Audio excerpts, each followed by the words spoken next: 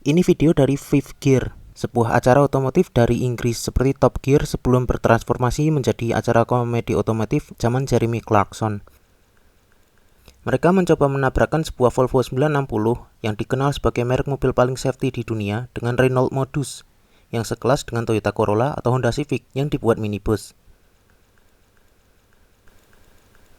Hasilnya, lihat sendiri kalau naik Volvo tersebut bisa jadi tidak selamat dibandingkan yang naik Renault modus. Pada dasarnya jaminan keselamatan kendaraan cuma sampai sekitar 64 km per jam, seperti pada uji yang dilakukan NCAP. Lebih dari itu, semua mobil juga bakalan remuk seperti kerupuk.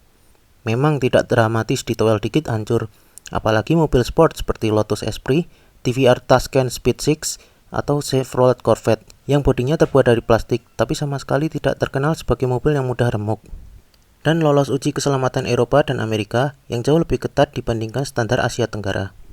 Kenapa sih mobil harus dibuat seperti itu? Jadi kalau pelajaran fisika zaman SMP dulu tidak tidur atau sering bolos ke kantin, harusnya tahu kalau energi itu tidak bisa diciptakan tapi juga tidak bisa dihancurkan. Yang ada hanya berpindah saja. Sederhananya begini deh. Ketika memukul tembok, energi yang dihasilkan berpindah ke tangan, yang membuat tangan sakit.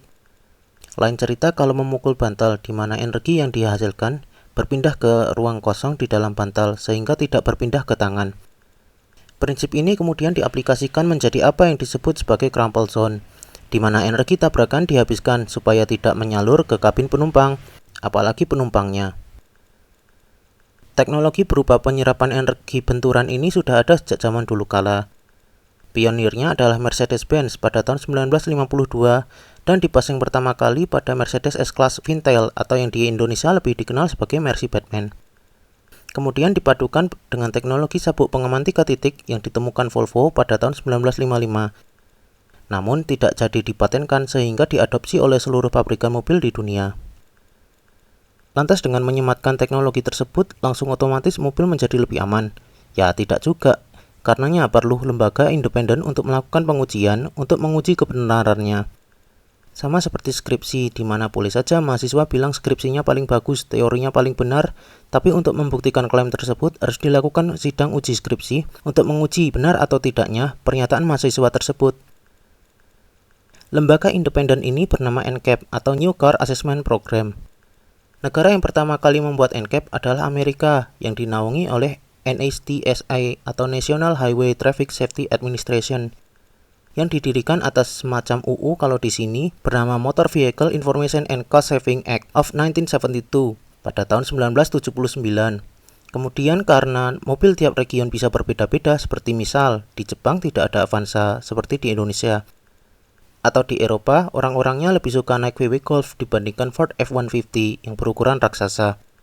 Makanya didirikan lembaga NCAP untuk tiap region seperti Euro NCAP di Eropa, SEA NCAP di Tiongkok, sampai ASEAN NCAP di Asia Tenggara. Lembaga ini melakukan serangkaian tes seperti tes tabrak di mana untuk menjaga netralitas serta independensi, mereka beli mobil baru secara anonim dari dealer yang dipilih secara acak. Nantinya, mereka baru menghubungi pabrikan untuk melakukan cek berdasarkan VIN atau nomor rangka, benar tidak mobil ini tipenya ini, kelengkapannya begini. Nanti hasil tes tabraknya dilaporkan kepada publik untuk dijadikan bahan evaluasi memperbaiki apa saja yang kurang agar kedepannya mobil semakin aman. Ngomong-ngomong kayak sekali ya NCAP ini beli mobil baru buat ditabrakin. Ya karena lembaga ini punya sponsor. Tapi tentu sponsornya bukan pabrikan yang mengirimkan unit khusus untuk tes. Nanti siapa yang bisa jamin kalau versi tesnya sama dengan unit yang kamu beli? Misalnya, untuk ASEAN NCAP, dapat duit dari membernya seperti Asosiasi Mobil Singapura, Kamboja, Malaysia, Filipina, Thailand, Malaysian Institute of Road Safety Research atau MIROS, dan Global NCAP. NCAP ini bukan sekedar uang duit, hasil dari uji NCAP ini dijadikan bahan evaluasi. Misalnya Mitsubishi Mirage di Amerika model 2014 frontal crash-nya jelek. Gara-gara waktu tes, kepala daminya nyelip ke pilar A. Mirage 2017 jadi lebih baik karena airbag depannya diperbesar sehingga kasus kepala dummy terselip bukan berhenti di airbag tidak terjadi. Standar NCAP ini juga semakin kesini semakin ketat. Dulu frontal crash meliputi seluruh bonet depan, sementara sekarang cuma sebagian kecil yang sangat berat untuk mobil tua yang tidak didesain untuk itu. Makanya mobil tua yang dulunya lolos NCAP bintang 5 ketika diuji ulang dengan metode dan standar NCAP yang lebih baru, malah jadi tidak dapat bintang 5.